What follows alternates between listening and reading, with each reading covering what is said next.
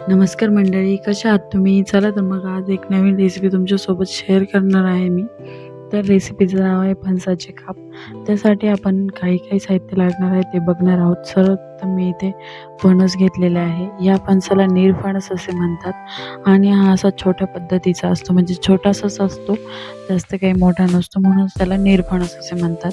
त्यानंतर इथे मी चवीनुसार मीठ घेतलेले आहे. त्यानंतर इथे मी जिरे पूड घेतलेले आहे आणि थोडासा लाल मसाला घेतलेला आहे. त्यानंतर लाल तिखट घेतलेले आहे आणि लिंबाचा रस घेतलेला आहे आणि तेल घेतलेलं आहे थोडंसं. हे सर्व साहित्य मी इथे घेतलेलं आहे.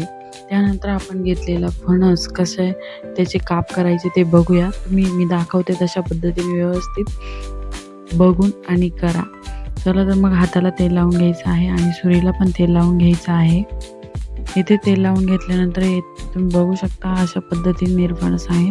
तो व्यवस्थित कापून म्हणजेच तो 2 भाग करून त्याचे साल काढून घ्यायचे आहे. इथे मी एका भागातच काढली, पण त्यानंतर मी विचार केला की 2 भाग करून साल काढलेली सोपी जाईल करायला.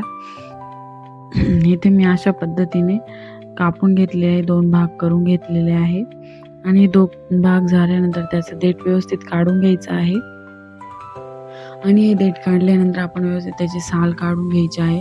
मी दाखवते अशा पद्धतीने साल काढून घ्या तुम्ही आणि त्यामुळे मग आपल्याला काप करायला सोपे जाईल. त्याची साल थोडीशी कडक असते आणि साल काढण्यासाठी थोडी जड जाते आणि ते सोलरच्या साहाय्याने ही साल निघत नाही, त्यामुळे सुरीने काढत आहे मी इथे. तुम्ही पण सुरीनेच काढा, नाही तर सोलरने निघणार नाही ते साल. अशा पद्धतीने साल काढल्यानंतर ते थोडेसे काळे होते, कारण हे चिकाचं फळ असतं त्यामुळे हे काळं होतं. त्यानंतर ते व्यवस्थित कापून त्याचा मधला भाग तो काढून घ्यायचा आहे, तो ठेवायचा नाही आहे आपल्याला. अशा पद्धतीने व्यवस्थित मधला भाग काढून घ्यायचा आहे.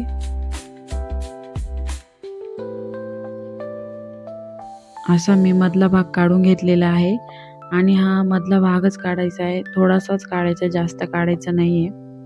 त्यानंतर सर्व याचे मधला भाग काढून घेतल्यानंतर त्याचे बारीक पातळ असे काप करायचे आहे. मी दाखवत आहे अशा पद्धतीने तुम्ही काप करू शकता. खूप जाड पण ठेवायचे नाही आणि खूप पातळ पण ठेवायचे नाही आहे.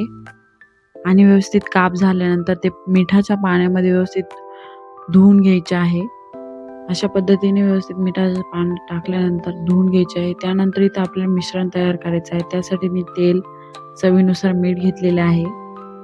त्यानंतर मसाले घेतलेले होते ते घेते आहे. त्यानंतर लिंबाचा रस, त्यात आपण केलेले काप टाकून घेणार आहोत आणि काप व्यवस्थित मिश्रणासोबत मिक्स करून घ्यायचे आहे.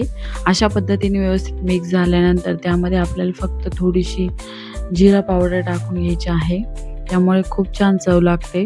त्यानंतर इथे गॅसवरती मी तवा तापण्यासाठी ठेवलेला आहे. तो व्यवस्थित तापल्यानंतर त्यावर व्यवस्थित तेल पसरवून घ्यायचं आहे आणि हे तेल पसरवल्यानंतर गरम झाल्यानंतर त्यावर आपण काप ठेवणार आहोत. आपण काप केलेले आहे पातळ, ते व्यवस्थित ठेवून घ्यायचे आहे सारख्या पद्धतीने आणि थोड्या वेळाने त्यावर तेल सोडत राहायचं आहे. तुम्हाला जास्त तेल आवडत असेल तर त्यावर थोडेसे तूप सोडले तरी चालतील आणि असे खमंग काप तयार होणार आहे.